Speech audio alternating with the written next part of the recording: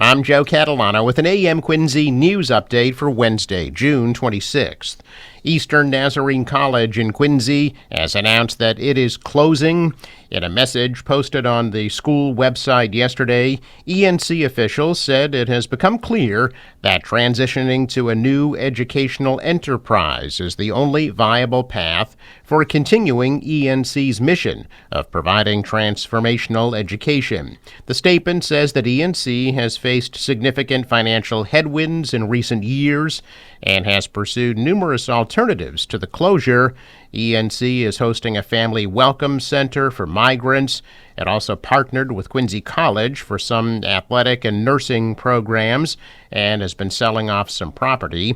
ENC says this year's graduate and undergraduate students will still be able to graduate, but all other students will be offered the opportunity to transfer to 3 other Nazarene colleges.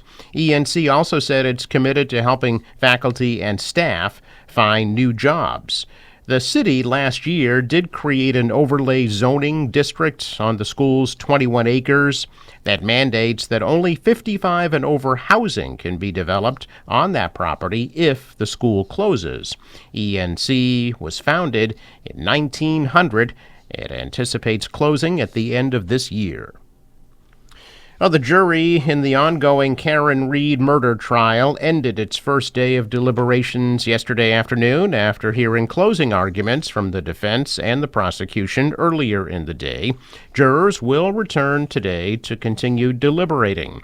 Read's trial began in late April, and the prosecution called more than 60 witnesses before resting its case last Friday.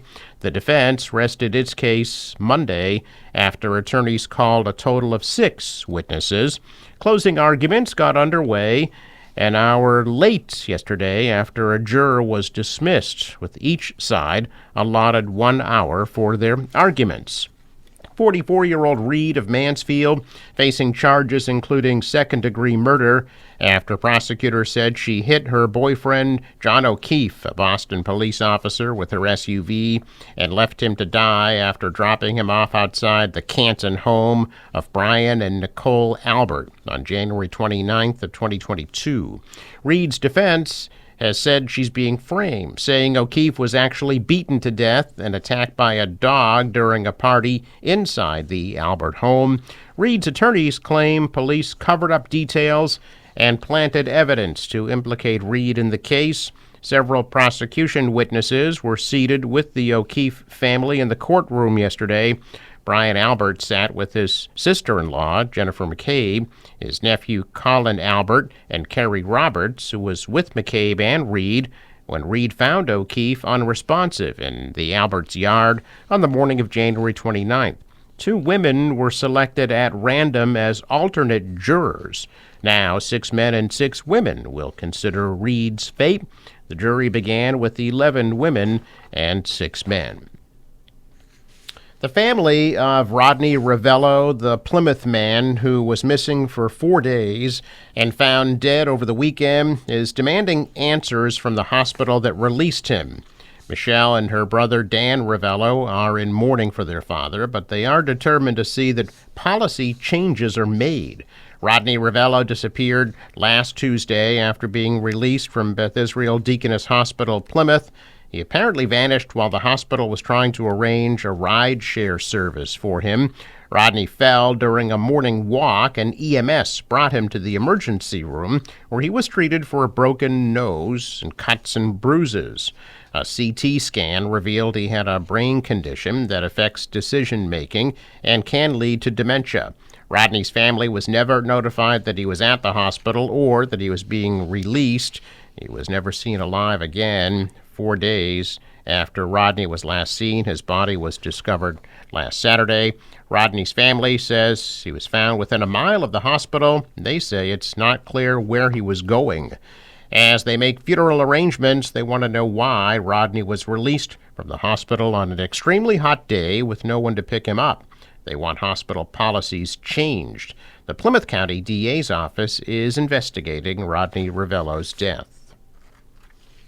The state Senate will vote on a bill today that would double the bottle deposit from 5 cents to 10 cents and add additional non-carbonated beverages, wine, and spirits to the list of containers eligible. The proposal was added yesterday as an amendment to an energy bill that's under consideration. A news release from Senate President Karen Spilka's office said small alcohol bottles, known as NIPs, would also be included in the deposit program under the measure. The Senate cites data from the Container Recycling Institute, a California-based organization, that says Massachusetts currently receives approximately $71 million per year in unclaimed deposits based on data collected by beverage distributors. The group says 38% of beverages were redeemed in 2022. Mandatory bottle redemption by mass retailers was temporarily suspended during the pandemic in 2020. The Institute claims that by doubling the container deposits from 5 to 10 cents, along with adding additional non-carbonated beverages, redemption rates would increase to 63% by 2029. The group cites data from Oregon, where the bottle deposit was doubled in the mid-2010s. Under the current 1983 Massachusetts bottle bill, customers can return clean, empty deposit bottles and cans to a retailer that sells them or to a redemption center to reclaim the money paid to retailers when they're purchased. Retailers are required to redeem containers at full deposit value. Redemption centers may deduct processing fees from the refunds. A final vote on the bill is expected to take place today in the Senate.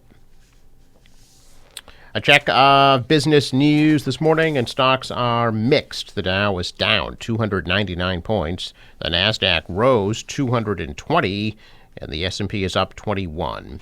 Asian stocks are mixed. The dollar rose, the euro fell.